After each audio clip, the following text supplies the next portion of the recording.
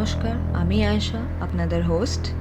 Any digital, visual, or any written copies of this content is considered under the Act of Piracy. চলুন শুরু করা যাক আজকের গল্প। বাঙালি গল্পকথন চ্যানেলে আপনাদের স্বাগতম। আজকের গল্প দিলিয়া সিংহ রায়ের লেখা প্রেততন্ত্র পর্ব 4। প্যাটিংসন সাহেবের চোখ দুটি যেন রক্তবর্ণ হয়ে উঠল। তার মুখ দেখেই বোঝা যাচ্ছিল রাগে যেন তার চোয়ালের হাড় শক্ত হয়ে উঠল। নাকধার চুপ করে মাথা নিচু করে ভয়ে ভয়ে আস্তে আস্তে মাটি থেকে চোখ তুলে প্যাটিংসন সাহেবের দিকে একটু তাকালো।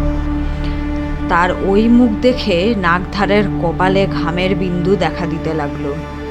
প্যাটিংসন তার রাগ সংবরণ করে হাতের চায়ের কাপটি টেবিলের উপর ঠক শব্দ করে রাখলেন ও ধীর গলায় বলে উঠলেন, এখানে আবার কেন? তোমাদের লোভ তোমাদের গ্রাস করেছে নাকধার। কিছু টাকার বিনিময়ে নিজেদের ধ্বংসকে আহ্বান জানিয়েছ তোমরা। সে বোধ আছে তোমাদের, নির্বোধের দল? কিছুক্ষণ সব চুপচাপ। নাকধার ভীত কণ্ঠে বলে উঠল, এই শেষবারের মতো আমাদের মাফ করুন ডাক্তারবাবু। গায়ের একটি বাচ্চাও যে আর ঘরে নেই ডাক্তারবাবু। ঘরগুলো যেন খা খা করছে। একটা কিছু উপায় বার করুন ডাক্তারবাবু। এই শেষবারের মতো আমাদের মান্নাকে এই বিপদ থেকে রক্ষা করুন, আপনার দুটো পায়ে পড়ি। প্যাটিংসন অন্য মনস্কভাবে শুনতে লাগলেন। তার চোখ রক্তবর্ণ লাল হয়ে উঠল, ঠিকরে বেরিয়ে আসতে লাগলো যেন।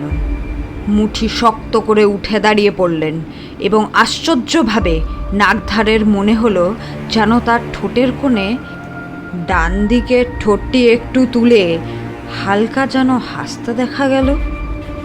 কিন্তু এমন পরিস্থিতি শুনে ডাক্তারের অমন লুকোনো কিন্তু যেন কিছুটা তৃপ্তিময় হাসির কারণ কিছুই বুঝে উঠতে পারল না নাকধার।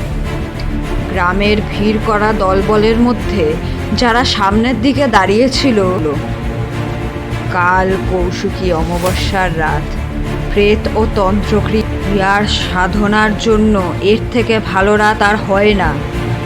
কাল ঠিক রাত 1টায় আমি ওই পাহাড়ের কাছে এক যজ্ঞ রাখব। প্রেত আহ্বান জানাবো, তাদের শান্ত করার চেষ্টা করব এই যজ্ঞের মাধ্যমে। প্রস্তুত করো আমার প্রেততন্ত্রের আসন। মনে রেখো, মান্নার সব পরিবার যেন এই তন্ত্রের যজ্ঞে আসে। এখন সবাই ফিরে যাও, কাল যেন দেরি না হয়। যাও।